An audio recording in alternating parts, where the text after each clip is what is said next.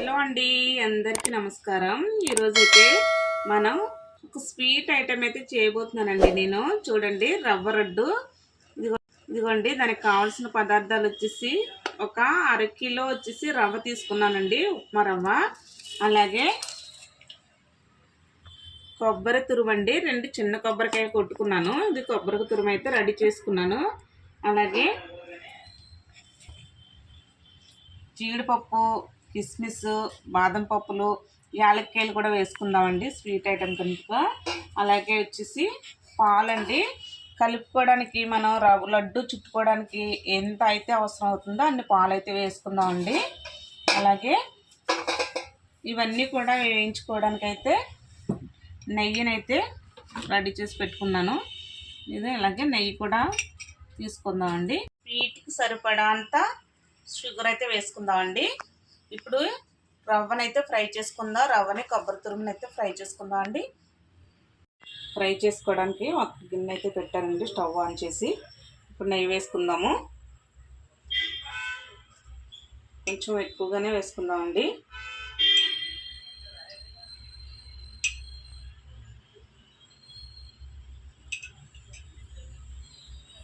వేడైపోయింది. ముందుగా మనం జీడిపప్పులను అయితే వేసుకుందామండి.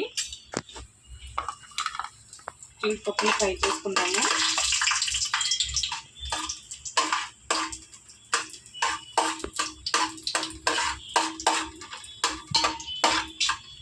బాదం పప్పులు కూడా వేసుకుందామండి.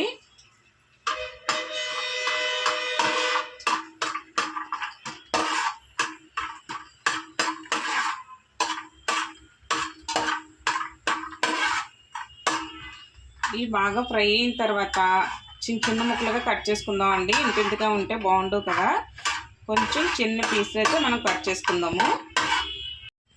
కిస్మిస్లు కూడా వేసుకుందాం అండి.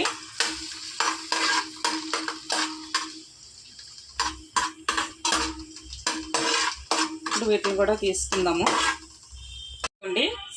సిమ్లో పెట్టుకుని రవ్వనైతే వేయించుకుందాం అండి. బాగా బ్రౌన్ కలర్ వచ్చేంత వరకు మనం అయితే వేయించుకుందాము రవ్వని.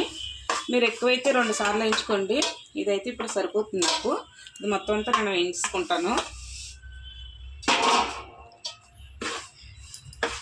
ఇది బాగా గోల్డెన్ బ్రౌన్ వచ్చే వరకు కూడా వేయిందామండి. సిమ్లో పెట్టుకుంటే తొందరగా మాడిపోకుండా స్లోగా ఫ్రై అవుతుంది.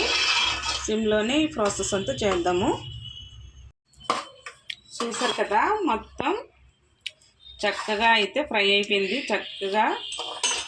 ఇప్పుడైతే మనం ఇది తీసుకుందామండి. మొత్తం నెయ్యి అయితే వేసుకున్నాను. ఇప్పుడు కొబ్బరి తురుము వేసుకుందాము. దీన్ని కూడా బాగా ఫ్రై చేద్దామండి. పచ్చివాసన పోయేంత వరకు, గోల్డెన్ బ్రౌన్ కలర్ వచ్చేంత వరకు కూడా దీన్ని కూడా మనం ఫ్రై చేసుకుందాము. ఇదిగోండి, రవ్వ కూడా ఫ్రై అయిపోయింది కదా. బాగా రవ్వ ఫ్రై చేసి పెట్టుకున్న రవ్వని, అలాగే ఫ్రై చేసి పెట్టుకున్న కొబ్బరిని కూడా కలిపేద్దామండి ఇందులోని. ఇప్పుడు షుగర్ వేసుకుందామండి. షుగర్ అయితే మనం తగినంత వేసుకుందాం. మనం ఎంత స్వీట్ తినగలుగుతామో అంత షుగర్ అయితే వేసుకుందాము.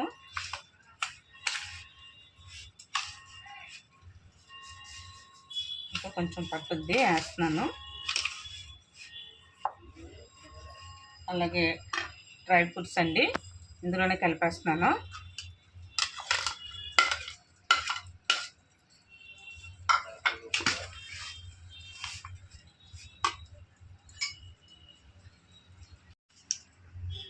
అలాగే యాలక్కాయలు పెట్టుకున్నాను కదా, పెట్టుకున్న యాలక్కాయల పొడిని కూడా వేసేసుకుందాము. ఇప్పుడు గోరువెచ్చుకున్న పాలనైతే తీసుకోండి. ఈ పాలు ఎన్ని వేసుకోవాలన్నది ఏమీ ఉండదండి. మామూలు మనం లడ్డు షేప్ వచ్చే ఎలా అయితే వస్తుందో అలా కలుపుకోవాలి. మొత్తం అంతా కూడా కలుపుకోవద్దండి. పాలైతే కొంచెం కొంచెం కలుపుకుందాము, ఎక్కువైతే కలుపుకోవద్దు. అంతా ఒకేసారి కలిసిపోతే ఈ పిండి వచ్చేసి ఉడికిపోయినట్టుగా అయిపోతుంది మెత్తగా. ఇప్పుడైతే నేను కొంచెం కలుపుతున్నానండి. చూడండి, బాగా అయింది. ఇప్పుడు కొంచెం మనం స్వీట్గా ఉందో లేదో చూద్దామండి. ఇదిగోండి బాగా కలిపేస్తాను కదా. ఇప్పుడైతే కొద్దిగా పాలు అయితే వేస్తున్నాను. పాలు వేసి బాగా కలుపుకుని, గోరువెచ్చటి పాలు వేసుకోవాలన్నాను కదా, పాలు వేసుకుని కొంచెం కొంచెంగా కలుపుకుంటూ మనం లడ్డూని అయితే చుట్టుకుందామండి. 2 చేతులు పెట్టి చేస్తేనే లడ్డు షేప్ అయితే మనకు బాగా వస్తుందండి.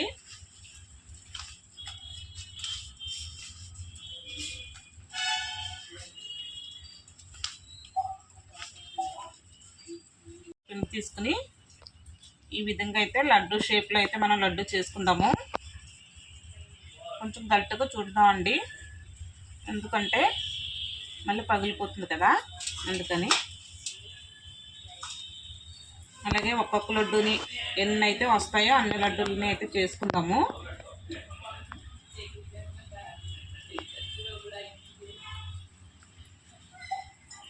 మొత్తం అన్నీ కూడా అలాగే చేసుకుందామండి. అన్నీ చేసిన తర్వాత అయితే నేను మళ్ళీ చూపిస్తాను మీకు. ఇదిగోండి మొత్తం లడ్డూలు అయితే అన్నీ చేసాను. ఈ విధంగా చేసుకుంటే చాలా చాలా అయితే బాగుంటాయి. మీరు ఒకసారి ట్రై చేయండి. మీకు నచ్చితే కాక లైక్ చేయండి, షేర్ చేయండి, సబ్స్క్రైబ్ చేయడం మాత్రం మర్చిపోవద్దు. ఓకేనండి, బాయ్.